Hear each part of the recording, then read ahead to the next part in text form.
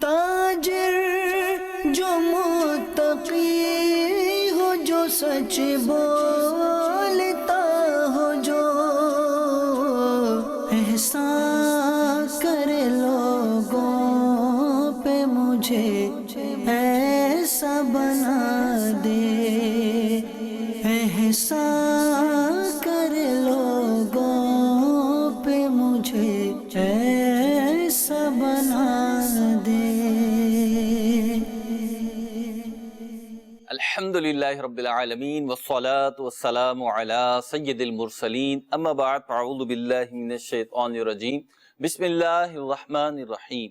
الصلاة والسلام علیک یا رسول اللہ، الصلاة والسلام علیک یا حبیب اللہ، الصلاة والسلام علیک یا نبی اللہ وعلی آلک واصحابک یا نور اللہ۔ مدنی چینل کے ناظرین، الحمدللہ عز وجل سلسلہ احکام تجارت کے ساتھ حاضر ہیں۔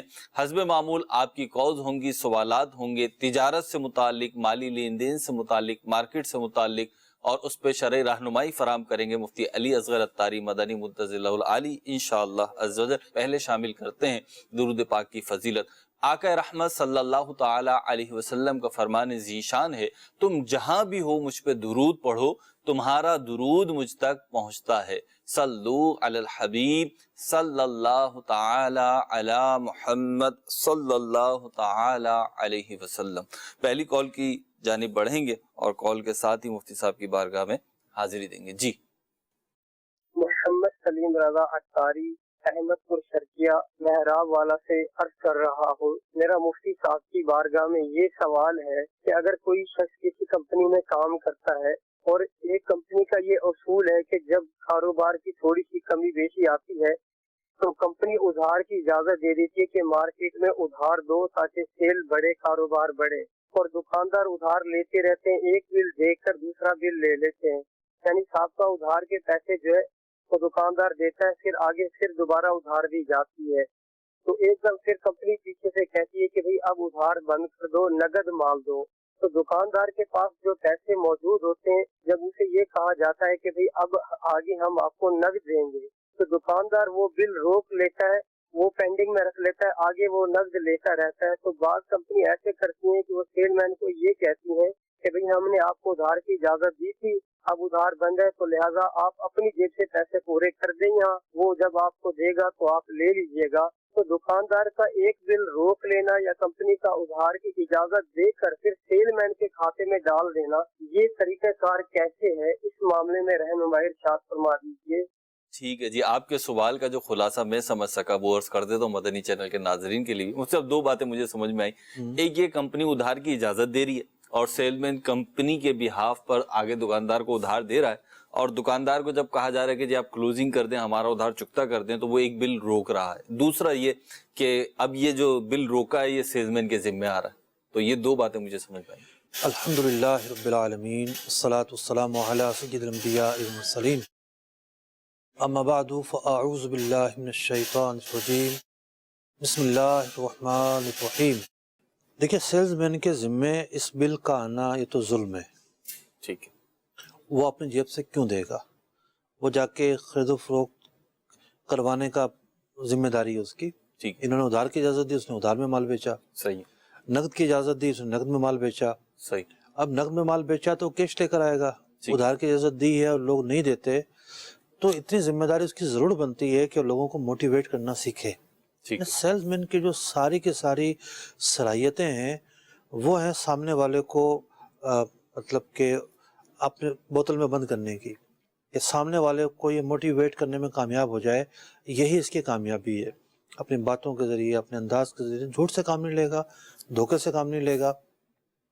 تو ان معنی میں اس کی ایک کمزوری ضرور ہے یہ کہ یہ پیسے نہیں نکلوا پا رہا، لیکن بعض اوقات جو دکانداروں کی نیچر ہے بڑی عجیب و غریب ہوتی ہے، تو کمپنی کو بھی اپنے سیلز مین پر ایک حد تک جو اخلاقی دباؤ بنتا ہے وہ دباؤ رکھنا چاہیے، یہ سامنے والے پر اخلاقی دباؤ رکھے، لیکن تجاوز نہیں ہونا چاہیے حدود سے۔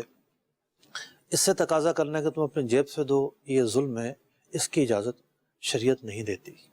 دوسری بات کہ دکاندار جو بل روک رہے تو اس کو کیا حکم ہوگا؟ دکاندار ہی کی تو غلطی ہے کہ جو نئے افسانے شروع ہوئے ہیں ٹھیک ہے. اگر اس کی غلطی نہ ہوتی تو یہ سارے معاملات ہی نہ ہوتے. تو جتنی مدت تھی ادھار کی جی تو اس مدت پر اس کو پیسے دینا ضروری ہے. ٹھیک ہے, جو مدت طے ہوئے وہیں تک اس کا ادھار صحیح ہوگا, اور اب جو روکے گا تو پھر ظلم ہوگا. بلا عذر روکا جاتا ہے عام طور پر. کوئی عذر ہے تو ایک دوسری صورتحال ہے. مطلب ایک چیز تو یہ نا کہ ادھار دے رہے ہیں, پہلے ادھار دیا, اب ادھار جب منہ کو لگ گیا تو پھر یہ چھٹتا تھوڑی ہے. تو یہ کمپنی کو بھی بہرحال سوچنا چاہیے. اگلی کال دیجیے. مفتی صاحب کی بارگاہ میں سوال یہ عرض ہے, کسی نے کسی کے مکان کو گروے سے رکھا اور وہ جو مکان کا مالک تھا وہ باہر نکل گیا اور وہ دوسری جگہ کرائے سے رہنے لگ گیا. اب جس نے گروے سے مکان رکھا تھا وہ خود نہیں رہ رہا ہے, اس نے کسی کو بھاڑے سے دے دیا, کرائے پر دے دیا. اب وہ اس کرائے کا پورا فائدہ بھی اٹھاتا ہے. تو یہ بتائیں کہ کیا اگر یہ 5,000 روپے مہینہ لیتا ہے اس کرایہ دار سے, تو کیا اس میں سے اس کو آدھی رقم جو مکان کا مالک تھا اس کو دینا پڑے گی, یا پھر یہ اس کے حساب سے دے؟ جواب عنایت فرمائے, جزاک اللہ خیرہ. ٹھیک ہے جی, جواب تو مفتی صاحب دیتے ہیں.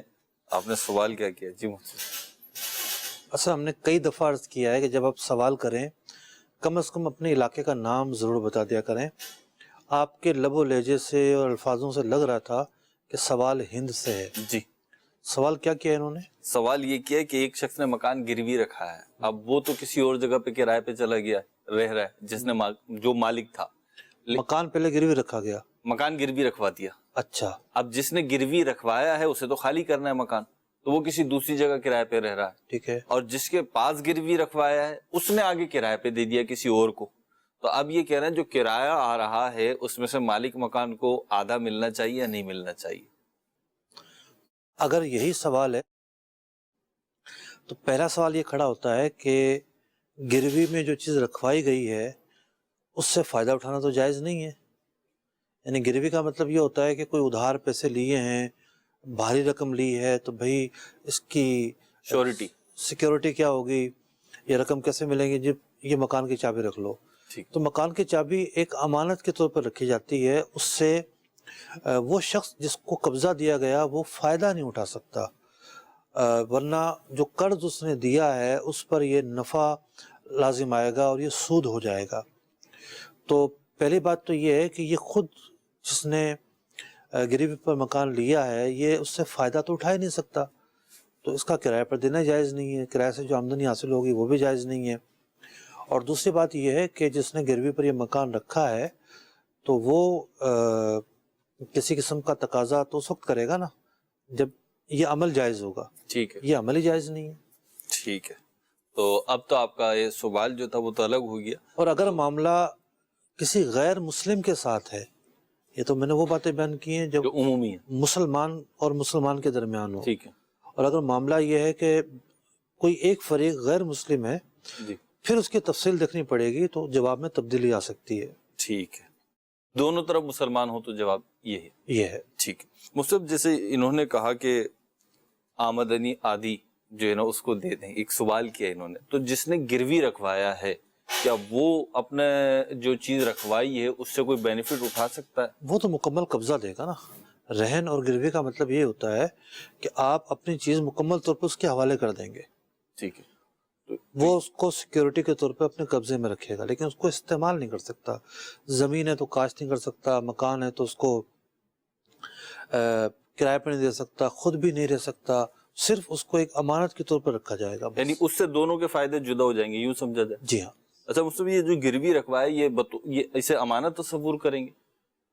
اعلیٰ درجے کی امانت. مارکیٹس میں ایسا ہوتا ہے کہ بعض اوقات جو بڑے دکاندار ہوتے ہیں یا جو قابل بھروسہ افراد ہوتے ہیں تو مارکیٹ میں موجود چھوٹے ورکر جو ہوتے ہیں وہ بعض اوقات رقم جمع کرواتے ہیں کہ بھئی ہم آپ کے پاس رقم جمع کروا رہے ہیں, یا BC ڈال دیتے ہیں, تو وہ بھی جمع کرانے کی ایک صورت بنتی ہے. اب وہ دکاندار یا وہ مل اونر میں تو نہیں ہوتا ہے, چھوٹا مسئلہ ہے, تو وہ اس رقم کو استعمال کرتے ہیں. اچھا, ان کی طرف سے بھی اجازت ہوتی ہے جو جمع کروا رہے ہیں کہ اگر آپ استعمال کر رہے ہیں استعمال کرتے رہے. مثال کے طور پر پہلی سے لے کے 29 تاریخ تک رقم جمع کروائیے, 29 دن تک, لیکن اب جب اگلی پہلی آئے گی تو یہ رقم وہ لے لیں گے یک مشت, اس طریقے کی کوئی ترکیب ہے. تو وہ رقم اگر استعمال کری تو اس کا کیا حکم؟ BC کی رقم ہے, BC کی ہو یا ویسے ہی جمع کروا رہا ہے, اس کے بعد 500 روپے روز میں آپ کو دوں گا اور جو ہے پھر مہینے پہ 15,000 یک مشت لے لوں گا آپ کے پاس. دیکھیے ایک اصطلاح ہے قرض ٹھیک ہے اور ایک اصطلاح ہے امانت. ٹھیک ہے جو چیز امانت ہو اس کے اندر کسی قسم کا تصرف نہیں کیا جا سکتا. ٹھیک ہے اسی طریقے سے ایک چیز ہے عاریت. ٹھیک ہے عاریت مثال کے طور پر آپ نے کسی کی بائک مانگی, جی تو جب آپ بائک واپس دیں گے تو اسی حالت میں دیں گے نا. ٹھیک ہے جس حالت میں لی تھی. جی ہاں, تو بائک کے اندر استعمال ہوتا ہے جو ایک نیچرل ڈیپریسیشن ہوگا وہ تو اپنی جگہ ہے. اور وہ اپنی جگہ پر, ٹھیک ہے یعنی بائک لے کر آپ نے استعمال کر کے واپس دینی ہے, یہ عاریت کہلاتی ہے. کوئی برتن مانگا کسی نے, برتن استعمال کر کے واپس دے دیا, ٹھیک ہے یہ عاریت ہے. ٹھیک امانت یہ تھی کہ استعمال ہی نہیں کرنا. عاریت میں استعمال ہوگی لیکن اصل چیز باقی رہے گی. صحیح. تیسری چیز ہے قرض.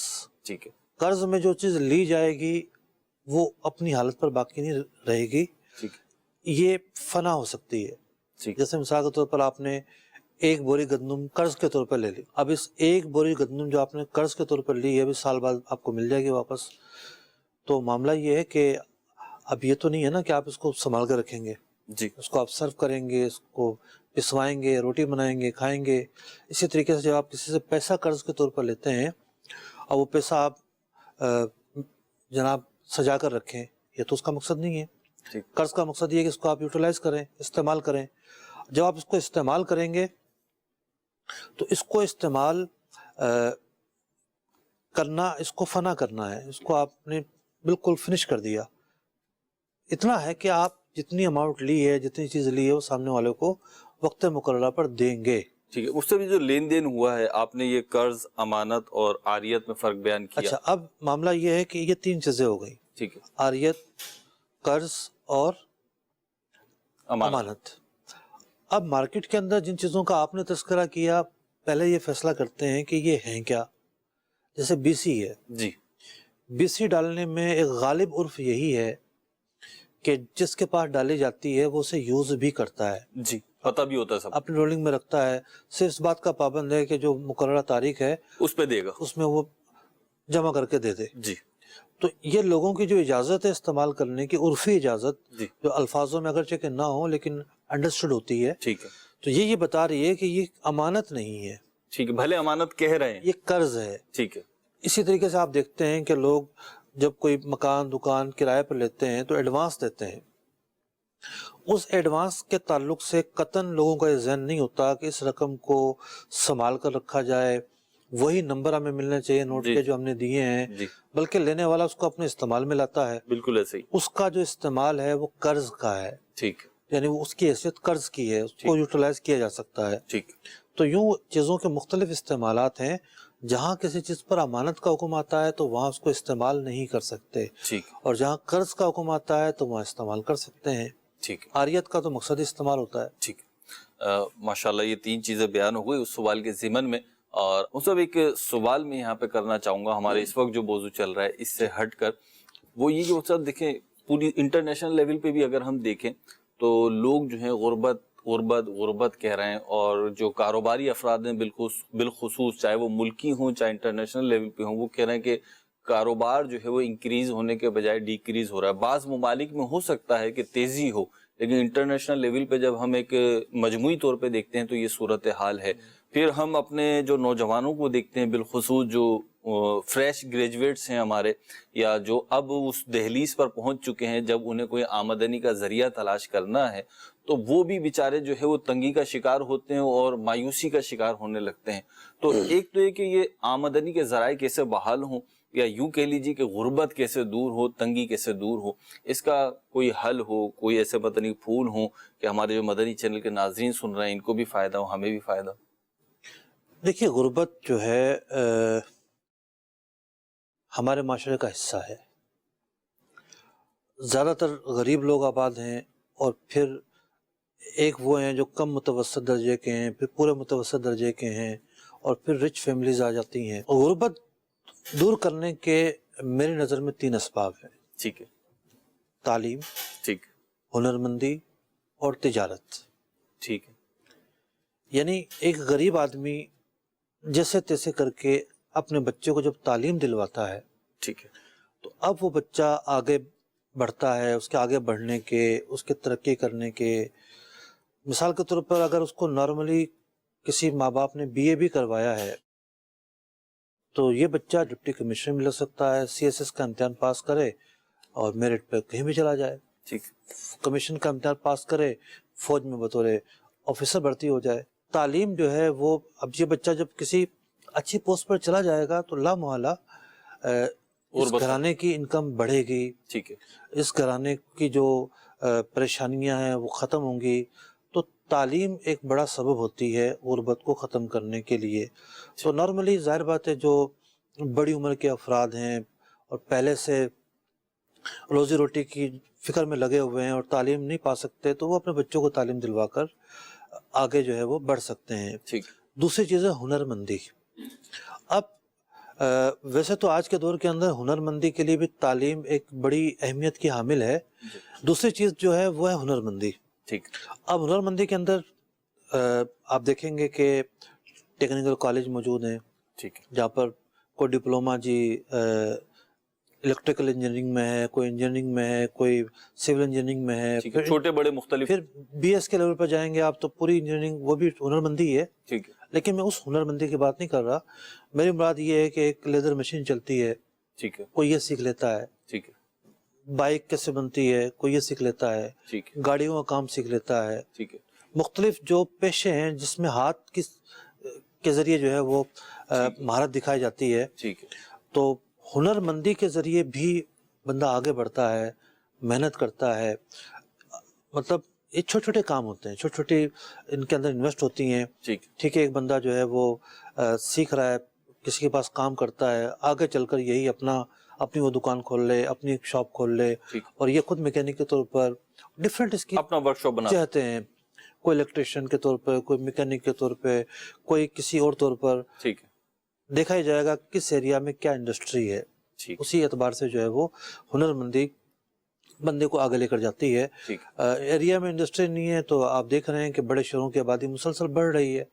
اس کے بڑھنے کی وجہ یہی ہے کہ جن ایریاز میں انڈسٹری نہیں ہے اس ایریا کے لوگ جو ہیں پھر بڑے شہروں میں آتے ہیں, یہاں مختلف جو ہے وہ پیشوں کو اختیار کر کے اپنا روزگار کماتے ہیں اور اپنی غربت کو دور کرتے ہیں.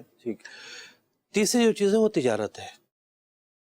ایک غریب آدمی کا بیٹا بھی جو ہے وہ تجارت شروع کرتا ہے, آہستہ آہستہ وہ محنت کرتے ہوئے آگے بڑھ جاتا ہے.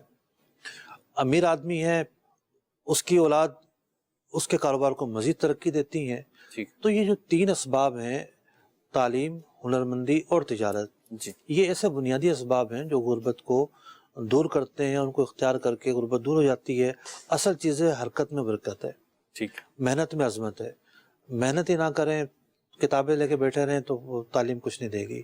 ہنر مندی کے اندر بھی یہی ہے کہ آپ کسی جگہ کام تو کر رہے ہیں, آپ ایک آدمی اس کی طبیعت اخاذ ہے, وہ پک کرتا ہے, جلدی آگے بڑھتا ہے. ایک وہ ہے کہ بس اس کی اوزار اٹھانے میں عمر گزر جاتی ہے, یا اپنے آپ کو وہ اپنی منزل کو وہ بڑا نہیں کرتا, آگے نہیں سوچتا, وہ وہیں رہ جاتا ہے.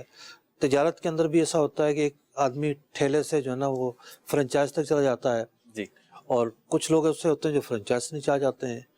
تو ہر چیز کے اندر پھر محنت اور دیانتداری اور جو پروفیشنل ایٹیٹیوڈس ہیں ان کو بندہ یوٹیلائز کرتے ہوئے آگے بڑھتا چلا جاتا ہے.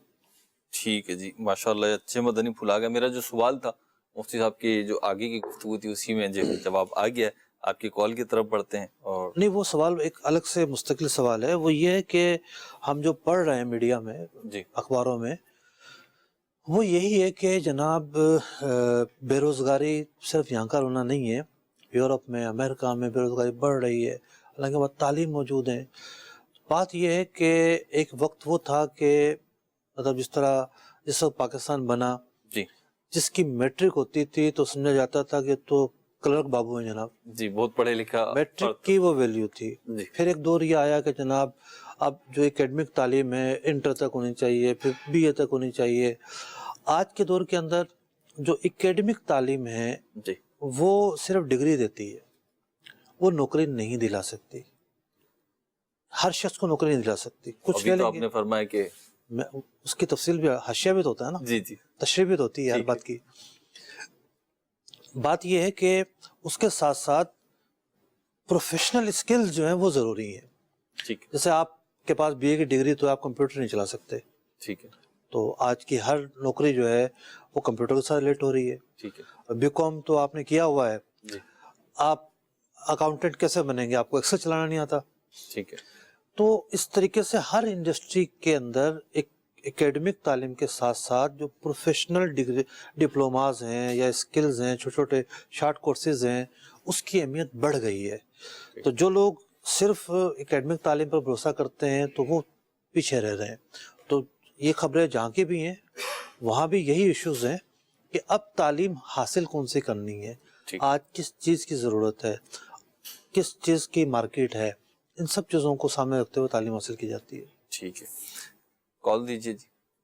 کام تجارت میں مفتی صاحب سے یہ سوال کرنا ہے کہ بعض اوقات کمپنیاں اس طرح کرتی ہیں کہ جس طرح انہوں نے آرڈر لے لیا لاہور سے, اور وہ آرڈر ان کو جو ہے نا ان کا آفس ہے اسلام آباد میں, اور آرڈر ریپلیس کرنا ہے ان کو کشمیر میں, تو وہ اسلام آباد سے لاہور فیکٹری کو فون کرتے ہیں کہ یہ ہمارا آرڈر ہے اور آپ کشمیر میں بھیج دیں گے. اب یہ جو مسئلہ قبضہ والا ہے, تو قبضہ اگر ہوتا نہیں ہے تو یہ مال لاہور سے کشمیر جاتا ہے, اسلام آباد نہیں آتا, تو اگر اللہ نہ کرے نقصان ہوتا ہے تو وہ کس کے ذمہ ہوگا, اور کیا اس طرح بغیر قبضہ کے کیا جو ہے وہ بیع ہو جاتی ہے, تجارت ہو جاتی ہے؟ حدیث پاک ہے, نہا رسول اللہ صلی اللہ علیہ وسلم ان بیع ما لم یدمن, کہ رسول اکرم صلی اللہ علیہ وسلم نے اس خرید و فروخت سے منع فرمایا کہ جس میں آپ نے وہ مال بیچا ہو جو آپ کی زمان میں نہ آیا ہو, آپ کے رزق میں نہ آیا ہو. ٹھیک. قبضے کا دوسرا نام رزق میں آنا ہے. ٹھیک ہے. اور وہی سوال یہ کر رہے ہیں. جی. تو دیکھیے قبضے کی اہمیت ہی اسی لیے ہے کہ ایک بال جب تک آپ کے رزق میں نہیں آتا تو قبضہ نہیں ہو سکتا. جب آپ اپنا قبضہ کریں گے, سامنے والا آپ کو ڈلیوری دے دے گا تو وہ بری ذمہ ہوگا. جس فیکٹری سے آپ لے رہے ہیں وہ بری ذمہ ہو گیا.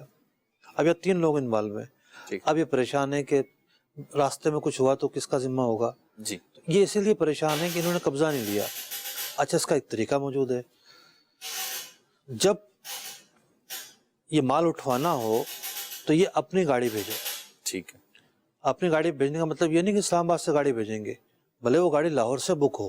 ٹھیک ہے. لیکن اس گاڑی کا کرایہ یہ پے کریں گے, اور یہ طے ہوگا کہ اس گاڑی میں مال لوڈ ہوتے ہی اس فیکٹری کی ذمہ داری ختم, جس نے بیچا اولین جو فروخت کن. جی. اب وہ رسک جو ہے ٹرانسفر ہو گیا ان کے ذمے, اور اس گاڑی کا کرایہ بھی یہی دیں گے. ٹھیک. اب ان کا قبضہ ہو گیا. جب ایسی کیفیت ہو جائے پھر یہ آگے والے کو بیچ دیں, فون پہ فون کر دیں کہ بھئی اتنا مال ہم نے آپ کو بیچا اس قیمت پر. ٹھیک. اور پہنچ پر بیچ رہے ہیں ہم آپ کو. اب پہنچ پر ان کو بیچ دیں, پورے راستے کا رسک اب ان کے ذمہ ہے. سامنے والے کو مال مل جائے گا, اس کی ڈیل ہوئی ہے, جو قبضے کی شرط تھی وہ بھی پائی گئی. تو اس سے بھی قبضہ جو ہوا ہے گاڑی میں ڈالتے ہی مال ہو گیا, مطلب یہ کسی فرد کے تحت قبضہ ہوا ہے یا گاڑی میں مال اپلوڈ کرنے سے ہو گیا؟ دیکھیے مسئلہ یہ ہے نا کہ جب کوریئر والا آتا ہے اور پیکٹ آپ کے ہاتھ میں رکھ دیتا ہے, اب کیا ہوتا ہے, وہ آپ کا قبضہ ہو گیا. ٹھیک ہے. ایسا ہی ہوتا ہے نا, تو پرسن کے ہاتھ میں رکھا نا, ایسا ہی ہوتا ہے نا. اب وہ جو گاڑی والا ہے وہ اس کا آدمی ہے, کرایہ اس نے دینا ہے. ٹھیک ہے. تو جب اس کے بھیجے ہوئے نمائندے کے سپرد وہ مال ہو گیا, اس کا قبضہ ہو گیا. یعنی وہ جو گاڑی لے کر گیا ہے شخص, جو ڈرائیور ہے, جی, تو وہ ان کا نمائندہ ہو گیا. اب اس کے قبضے میں آتے ان کا قبضہ تصور کیا جائے گا اور یہ درست ہو جائے گا. ٹھیک ہے. اس کے بعد پھر ان کو اگلی ڈیل کرنی ہوگی. اچھا, پہلے ڈرائیور قبضہ کرے گا جی, اور پھر جو ہے وہ کشمیر والی پارٹی ہے جہاں کی بھی جگہ, تو فونوں پر سارے معاملات ہو جاتے ہیں, آسان ہے. ٹھیک ہے جی. تو یہ جواب مل گیا. مجھے اب ایک سوال ہے, اور وہ یہ ہے کہ ایک تو ہوتی ہے پرندوں کی خرید و فروخت. اچھا, پرندہ سامنے ہے اور اس کو بھیج دیا گیا, بھئی اتنے کا ہے, اور ڈیلنگ ہوئی اور بھیج دیا. دوسرا یہ ہے کہ پرندے کی کیٹیگری بیان کر دی گئی کہ مثال کے طور پہ جی مجھے فشر چاہیے, ایک طوطی کی ایک قسم فشر چاہیے اور اس رنگ کے چاہیے, اور بچے نہیں چاہیے, پورے چاہیے, یعنی وہ ان کی عمر پوری ہو, اور مجھے 2 درجن دے دیں یا 3 درجن دے دیں یا سینکڑوں جو بھی چاہیے, اور اس طریقے سے سودا ہو گیا, تو کیا یہ درست ہوگا؟ پرندے کہاں ہوتے ہیں؟ پرندے تو ابھی موجود ہی نہیں ہیں. یعنی موجود تو ہوں گے کہیں نہ کہیں، مطلب اس کے بیچنے والے کی ملکیت میں نہیں ہے، اس کی ملکیت میں بھی ہیں، اگر بیچنے والے کی دونوں صورتیں ہوتی ہیں، اس میں اس کی ملکیت میں بھی ہوتے ہیں بعض اوقات، اور وہ اس کی ملکیت میں نہیں ہوتے، وہ مارکیٹ سے اٹھاتا ہے، دونوں صورتیں. دیکھیں اگر تو ملکیت میں موجود ہیں ٹھیک ہے بیچنے والے کی جی سودے کے وقت، ٹھیک ہے تو کسی قسم کی خرابی لازم نہیں آئی. ٹھیک ہے. اور اگر مارکیٹ سے وہ جمع کر کے دیتا ہے تو آرڈر دیا ہے کہ جی مجھے 100 تو دیکھیں اس آرڈر کو کنفرم نہ کرے، ٹھیک ہے کہیں کہ یہ آرڈر ہمارا کوئی پکا نہیں ہے، وعدہ ہے صرف، ہم دیکھتے ہیں مارکیٹ کی کیا صورتحال ہے، مل جائیں گے تو آپ کو فون کر دیں گے، کنفرم کر دیں گے. خرید لیں، خریدنے کے بعد ملکیت میں آ گئے، قبضے میں لے لے، پھر سامنے والے سے ڈیل کر لے. ٹھیک ہے. مجھ سے ایک سوال اور پرندوں سے متعلق پھر آگے بڑھتے ہیں. جی اور وہ یہ ہے کہ جیسے پرندوں کی خرید و فروخت ہوتی ہے، لگتا ہے کسی نے کہا تھا کہ مفتی صاحب سے جا کے یہ سوال ضرور کیجیے گا، چلیں کر لیں. یہ تو موقع آ گیا تو میں کر رہا ہوں. ٹھیک ہے. دوسرا بڑا وہ ہے کہ پرندے جیسے فروخت ہوتے ہیں تو ایسے ہی بعض قیمتی پرندے جو بالخصوص ہوتے ہیں، ایک تو آرڈنری سے پرندے ہوتے ہیں جن کی عام قیمت ہوتی ہے وہ نہیں، قیمتی پرندے جو ہوتے ہیں ان کے بعض اوقات انڈے بھی فروخت ہوتے ہیں. یہ شاید کم ہوتا ہوگا، میں نے تو دیکھا نہیں، لیکن کسی نے واقعتاً پوچھا تھا. تو انڈوں کی خرید و فروخت پرندوں کی، اب وہ عام انڈوں کی قیمت پہ تو نہیں بکتے، وہ تو زیادہ قیمت پہ بکتے ہیں. بھئی انڈے فروخت ہوتے ہوں یا ڈنڈے فروخت ہوتے ہوں، کوئی عجوبہ تو نہیں ہے نا. ہم تو روزانہ انڈے خریدتے ہیں جا کے بیکری سے. ٹھیک. تو انڈوں کی خرید و فروخت کو ناجائز چیز تو نہیں ہے. ہاں آپ یہ کہہ سکتے ہیں کہ بھئی ڈیمانڈ اتنی زیادہ ہے کہ انڈے تو ابھی دیے نہیں ہوتے اس نے، پہلے سے بک جاتے ہیں، تو یہ درست نہیں ہے. چیز موجود ہو، ملکیت میں آ جائے، پھر اس کو بیچا جائے گا. ٹھیک ہے. مطلب تاجر اسلامی بھائیوں کے آپ نے ابھی کچھ وہ دیے تھے، مدنی پھول دیے تھے غربت مٹانے کے حوالے سے. تو ایک چیز یہ دیکھنے میں آ رہی ہے معاشرے میں، میری اپنا آبزرویشن ہے، ہو سکتا ہے غلط ہو، آپ اس کی تصدیق یا تردید فرمائیں گے، وہ یہ کہ جو ایکسپینسز ہیں، ایک ہوتی ہے انکم ہو رہی ہے ہماری، اب دوسرے ہیں ایکسپینسز. تو میری فیلنگ یہ ہے کہ ہمارے معاشرے میں جو انکم آ رہی ہے ہم اس کو تو دیکھ نہیں رہے، اور ایکسپینسز اپنے بڑھاتے جا رہے ہیں. کچھ تو وقت کے لحاظ سے بڑھیں، کہ اگر ہم اپنے آباء و اجداد کو دیکھیں، اپنے والدین کو دیکھیں اور ان کے والدین کو دیکھیں، تو ان کے جو ادوار تھے اس میں ایکسپینسز لمیٹڈ تھے. کچھ ایسے ایکسپینسز تھے جو اس دور میں بہرحال ضروری خیال نہیں کیے جا سکتے تھے، لیکن آج وہ ضروری ہیں. لیکن اس کے علاوہ بھی بہت سارے ایکسپینسز ایسے ہیں کہ جو ہم نے بڑھا لیے ہیں، اور اس کی وجہ سے بھی ہم معاشی طور پر بھی تنگی میں آتے ہیں. اور جب ہم معاشی طور پر یعنی آمدنی محدود ہے، ایکسپینسز زیادہ ہیں، اور اس میں جب کھینچا تانی ہوتی ہے تو پھر ایک ذہنی سکون جو ہوتا ہے وہ بھی غارت ہوتا ہے. اس حوالے سے آپ دیکھیے، ایک جملہ آپ نے سنا ہوگا کہ جس نے غربت دیکھی ہے محنت وہی کرتا ہے. اب معاملہ یہ ہے کہ ایسا یہ جملہ کیوں کہا گیا؟ اس لیے کہا گیا کہ جس نے تنگی دیکھی ہے، جس نے وہ اپنا زمانہ دیکھا ہے کہ جب روٹی کی بھی تنگی ہوتی تھی، ٹھیک ہے، جب جو ہے کچھ سفر کرنا ہے اور پیسے نہیں ہوتے تھے، عید آئی ہے کپڑے نہیں ہوتے تھے، جوتے نہیں ہوتے تھے، ٹھیک، جس فیس کیا اس نے جس حقیقت. نے یہ زمانہ دیکھا ہے تو وہ یاد کرتا ہے اپنے ماضی کو اور پیسے کو طریقے سے خرچ کرتا ہے. ٹھیک ہے، یا اس کے دل کے اندر غریبوں کا احساس ہوتا ہے ٹھیک، کہ میں یہ بیٹھ کے 3000 روپے جو ہے وہ ایک کھانے پہ خرچ کر آ جاؤں گا. تو کچھ لوگ ایسے ہیں جو پورے مہینے 3000 روپے ان کو نہیں ملتے، کچھ گھرانے ایسے ہیں. ٹھیک، تو یہ احساس جو ہے ایک تو اسراف سے روکے گا اس کو، ٹھیک، اور بعض اوقات اسراف ہم ٹھیک ہے نہیں کہیں گے، صحیح، لیکن یہ ضرور ہے کہ ہاتھ تنگ کیا جا سکتا تھا، ٹھیک ہے، ایسا مینج کیا جا سکتا تھا، ممکن تھا. ٹھیک ہے.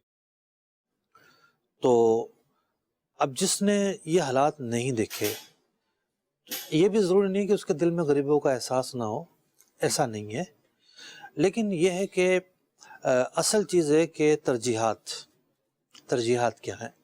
ایک آدمی بہت کماتا ہے اور وہ غریبوں کا بھی خیال رکھتا ہے، ضروریات بھی اس کی پوری ہو جاتی ہیں، بچت بھی ہو جاتی ہے، اور کام بھی اچھا چل رہا ہے، ٹھیک ہے، کسی قسم کا اعتراض کرنے کی کیا حاجت ہے. ٹھیک، مطلب ایک آدمی کو اگر ہم ملامت کریں گے تو دیکھا ہی جائے گا کہ وہ کیا غلطی کر رہا ہے. ٹھیک، جب ہی ہم اس کو کہیں گے کہ یہاں کوئی غلط کام ہو رہا ہے، یا یہ ادا یا یہ طرز عمل درست نہیں ہے. کیا ہوتا ہے عام طور پر، میں ایک سٹوری پڑھ رہا تھا BBC پر، جو کھلاڑی ہوتے ہیں وہ غریب کیوں ہو جاتے ہیں؟ کھلاڑی غریب ہو جاتے ہیں. کیوں غریب ہو جاتے ہیں؟ पूरी एक हिस्ट्री दी हुई थी। अब जाहिर बात हम तो कोई फैन नहीं है, लोगों के तो नाम नहीं जानते, फला आदमी फला आदमी फला आदमी, मेरे लिए तो सारे नाम नए थे, लेकिन लग रहा था कि ये बड़े मशहूर नाम होंगे, बाकायदा दिया हुआ था वगैरह के। जी हाँ, ये आदमी दिवालिया हो गया, ये आदमी दिवालिया हो गया, ये आदमी फुटपाथ पे पाया गया, ये आदमी खैरात की रोटियां खाते हुए पाया गया। तो फिर वजूहात बताई गई थी। ठीक है। वजूहात ये बताई गई कि एक तो पैसा जो है वो तेजी से आता है। ठीक है। अब जो ट्रिप होते हैं इनके सरकारी, और उसके अंदर जो 5 स्टार हर तरह की सहूलियात, और वो ट्रिप होते हैं वक्ती। ठीक है। फिर ये लोग चाहते वो हैं, जो है स्पॉन्सर होते हैं। ठीक है। है। फिर ये चाहते हैं कि हमारी जिंदगी का जो है ना यही स्टेटस हर वक्त रहे। ठीक है। आमदनी के जराए होते हैं मौसमी, मौसम होगा तो होगा वरना नहीं होगा। अब आप देखते ही हैं कि जनाब एक बंदा जो है वो उसकी नौकरी चली गई, अब वो क्या करेगा। एक बंदा ठीक है कमाया है, अब इसकी भी एक उम्र होती है। तो यूं बहुत सारे लोग ऐसे होते हैं कि जिस वक्त पैसे की बड़ी रेल पेल होती है तो वो फिर आगे से आगे बढ़े चले जाते हैं, आगे से आगे, लग्जरी से लग्जरी, लग्जरी से लग्जरी, हर चीज के अंदर उनको लग्जरीपन चाहिए होता है। ठीक है। और बिल आखिर ये होता है कलाश हो जाते हैं।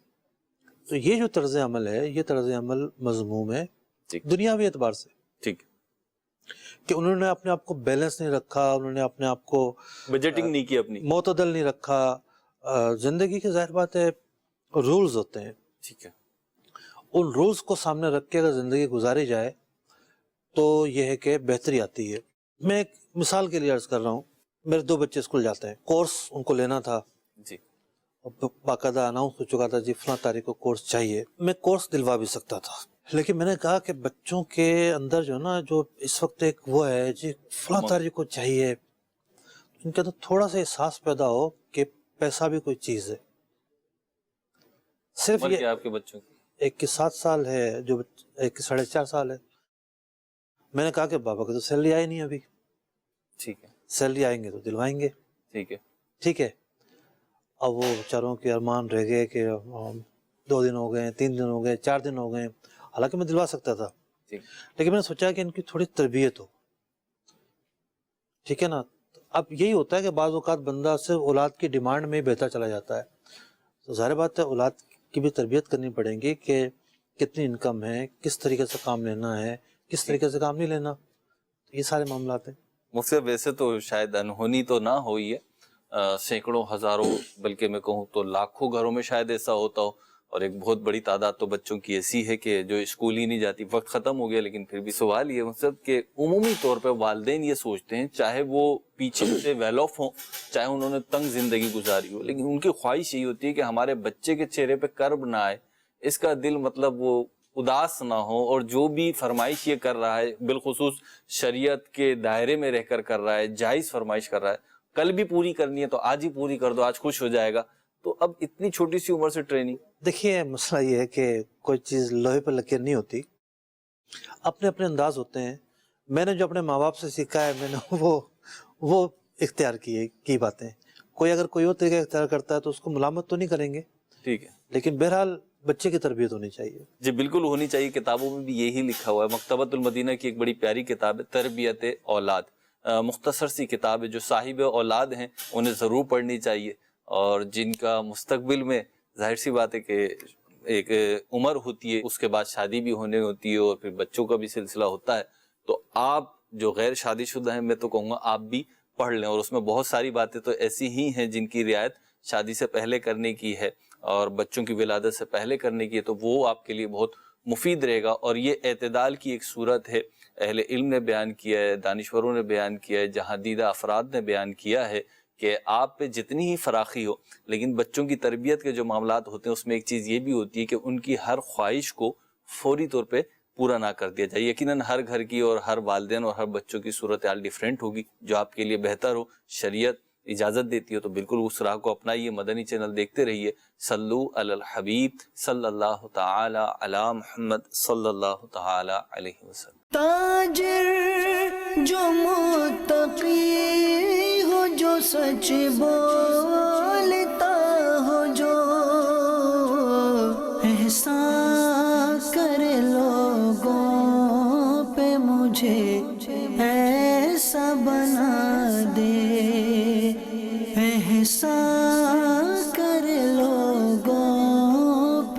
مجھے ایسا بنا